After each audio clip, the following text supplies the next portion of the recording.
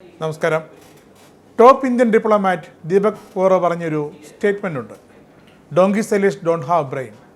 ഇത് കഴുതകളെ അപമാനിക്കാൻ പറഞ്ഞതല്ല, ഡോങ്കി സെല്ലേഴ്സിനെ ചേർത്ത് പറഞ്ഞതാണ് എന്നും അദ്ദേഹം കൂട്ടിച്ചേർക്കുന്നുണ്ട്.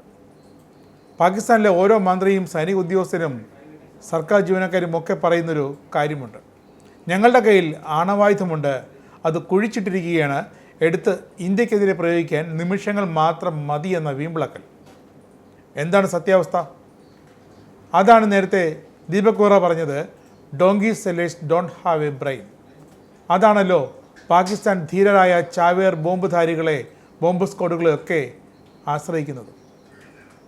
ആണവായുധം പോയിട്ട് ഇന്ത്യയിലേക്ക് പാകിസ്ഥാൻ്റെ ഒരു ബാലിസ്റ്റിക് മിസൈൽ എത്തിയാൽ ഇന്ത്യ എങ്ങനെ പ്രതിരോധിക്കും? അതറിയാം വിശദമായി തന്നെ. ഈ പറയുന്ന ന്യൂക്ക് ആയുധങ്ങൾ എടുത്ത് പ്രയോഗിക്കാൻ പാകിസ്ഥാൻ തയ്യാറായാൽ രണ്ടാമതൊന്ന് ഇങ്ങോട്ടേക്ക് അയക്കാൻ അവർക്ക് സമയം കിട്ടില്ല എന്ന് മാത്രം തുടക്കത്തിൽ പറയട്ടെ.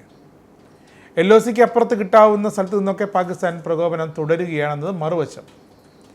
സൈനിക നീക്കങ്ങൾക്ക് പാകിസ്ഥാൻ ഒരുങ്ങുന്നുവെന്ന സൂചനകൾക്കിടെ ഇന്ത്യൻ അതിർത്തി അതീവ ജാഗ്രതയിലാണ്. ഇന്ത്യ ആക്രമിക്കുമെന്ന പാകിസ്ഥാൻ്റെ ആവർത്തിച്ചുള്ള മുറവിളിക്കിടെ തുർക്കിയുടെ നാവിക കപ്പൽ പാകിസ്ഥാനിലെ കറാച്ചി തുറമുഖത്ത് നങ്കൂരമിട്ടിരിക്കുന്നു. ഇന്ത്യയുമായുള്ള ടെൻഷൻ തുടരുന്നതിനിടെ സൗഹൃദ സന്ദർശനമെന്നാണ് പാകിസ്ഥാൻ പറയുന്നത്. തുർക്കിയുടെ അതിരുവിട്ട ഈ പാക് സ്നേഹം ഇന്ത്യ ന്യൂഡൽഹി പ്രത്യേകിച്ച് പരിഗണിക്കുന്നുണ്ട്. അതിർത്തികളിൽ കരസേന ബങ്കറുകൾ സജ്ജമാക്കി കാത്തിരിക്കുന്നു. വ്യോമസേന സൈനിക ശേഷി വർദ്ധിപ്പിച്ചു കഴിഞ്ഞു. റഷ്യൻ നിർമ്മിത മിസൈലുകളും ഇന്ത്യ റെഡിയാക്കിയിട്ടുണ്ട്. പ്രധാനമന്ത്രി നരേന്ദ്രമോദിയുമായി വ്യോമസേന മേധാവി ചർച്ചകൾ നടത്തിക്കഴിഞ്ഞു. തൊട്ടു പിന്നാലെ കര നാവികസേനകളും സജ്ജമായി. നിയന്ത്രണ രേഖയിലെ പ്രകോപനത്തിന് ഇന്ത്യ കനത്ത തിരിച്ചടി നൽകി തുടങ്ങി. പാകിസ്ഥാനിലേക്ക് ജലമൊഴുക്ക് തടയാൻ ചെനാബ് നദിയിലെ ഷട്ടറുകൾ ഇന്ത്യ താഴ്ത്തി തുടങ്ങി. കശ്മീരിലെ കിഷൻഗംഗ ഡാമിൽ നിന്നുള്ള ജല ഒഴുക്ക് തടയാനുള്ള നടപടികളും ഇന്ത്യ തുടങ്ങി. അധികം താമസിയാതെ 2 ഡാമുകളിൽ നിന്നുള്ള ജല ഒഴുക്കും അവസാനിപ്പിക്കും. ഇനി പാകിസ്ഥാൻ ഭീഷണിപ്പെടുത്തുന്നത് പോലെ എങ്ങാനും ചെയ്തു കാട്ടിയാൽ ഏതെങ്കിലും ഒരു മിസൈൽ ഇന്ത്യൻ അതിർത്തിക്കപ്പുറത്തേക്ക് തൊടുത്തുവിടാൻ ശ്രമിച്ചാൽ ഇന്ത്യ നോക്കിയിരിക്കുമോ? ഇന്ത്യക്കുമുണ്ട് advanced anti missile air defence സിസ്റ്റങ്ങൾ. ഒന്നല്ല, പലത്, പല റേഞ്ച്, പലയിടത്ത്. ഇന്ത്യയിലേക്ക് വരുന്ന ബാലിസ്റ്റിക് മിസൈലുകൾക്ക് ആദ്യം എതിരിടേണ്ടി വരിക ഇന്ത്യയുടെ S-400 മിസൈലുകളായിരിക്കുമോ? അല്ല, ആദ്യം പാകിസ്ഥാനിൽ നിന്നുള്ള മിസൈലുകളെ എതിരിടുക ഇന്ത്യയുടെ സ്വന്തം പൃഥ്വി എയർ ഡിഫൻസ് മിസൈലുകളാണ്. ഭൂമിക്ക് മുകളിൽ വെച്ച് തന്നെ പൃഥ്വി പാക് മിസൈലുകളെ നിമിഷങ്ങൾ കൊണ്ട് തകർത്തെറിയും. അടുത്തത് ഇന്ത്യയുടെ തന്നെ മിസൈൽ അഡ്വാൻസ്ഡ് എയർ ഡിഫൻസ് സംവിധാനമാണ്. അവ അതിർത്തി കടന്നു വരുന്ന മിസൈലുകളെ ഒരു കാരണവശാലും അവരുടെ റേഞ്ച് കടത്തിവിടില്ല. അടുത്തത് ആകാശ് മിസൈൽ സിസ്റ്റമാണ്. ഇത് ആകാശത്ത് 30 കിലോമീറ്റർ പരിധിയിൽ വരുന്ന മറ്റേത് മിസൈലിനെയും തേടിപ്പിടിച്ച് തകർക്കും. നാലാമതായി ഏറ്റവും ഒടുവിലാണ് റഷ്യൻ നിർമ്മിത S-400 എയർ ഡിഫൻസ് സിസ്റ്റത്തിൻ്റെ റോൾ വരിക.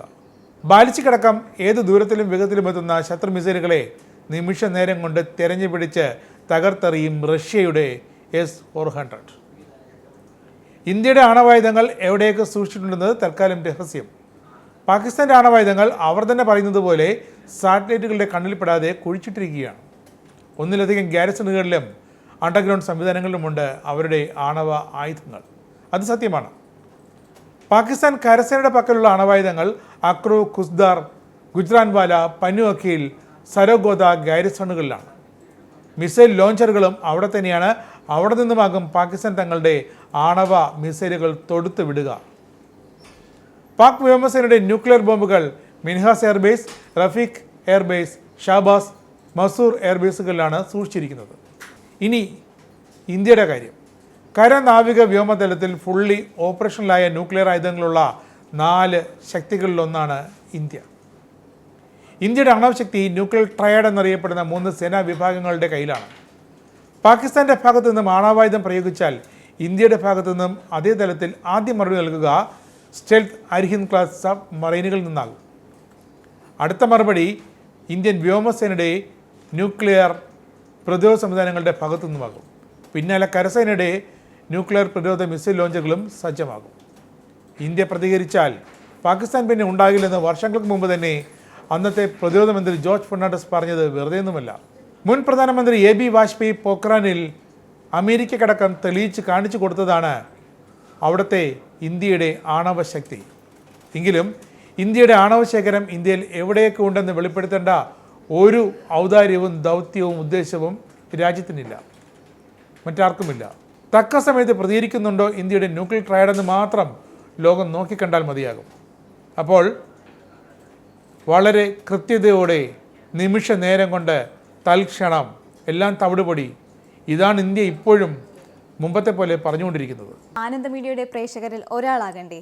യൂറോപ്പിലും US-ലും ആഫ്രിക്കയിലും അടക്കം പ്രവാസികൾ ഉള്ളയിടങ്ങളിലൊക്കെ ജനപ്രിയ ചാനലുമായി ആനന്ദ് മീഡിയ ഒപ്പമുണ്ട്. ഏഷ്യാനെറ്റ് ഫ്ലവേഴ്സ് അടക്കം നിങ്ങളുടെ വിരൽത്തുമ്പിലെത്തും. ആദ്യം റോക്കു ബോക്സ് സ്വന്തമാക്കുക. അതിൽ നിന്നും ആനന്ദ് മീഡിയ ആപ്ലിക്കേഷൻ ഡൗൺലോഡ് ചെയ്യുക, ഇൻസ്റ്റാൾ ചെയ്യുക. എന്നിട്ട് 02085866511 എന്ന നമ്പറിൽ ഞങ്ങളുടെ കസ്റ്റമർ കെയറിൽ ബന്ധപ്പെടുക. അല്ലെങ്കിൽ +91 735 660 3747 എന്ന നമ്പറിൽ വാട്സപ്പ് ചെയ്യുക. ആനന്ദ് മീഡിയയുടെ സേവനങ്ങൾ സ്വന്തമാക്കുക.